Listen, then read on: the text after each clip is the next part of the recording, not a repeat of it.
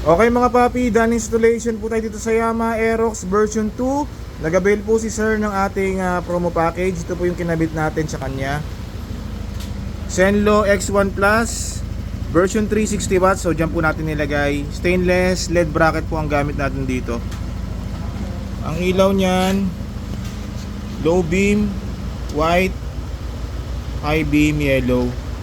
Ito po yung ginamit nating switch, MSM 3-way switch, side mirror mount.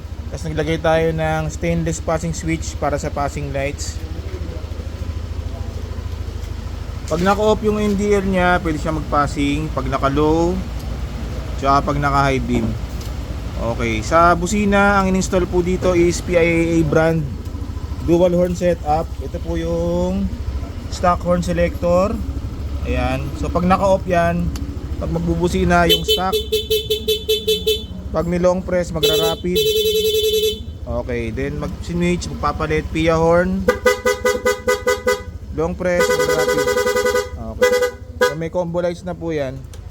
Rapid, low, rapid, high, rapid.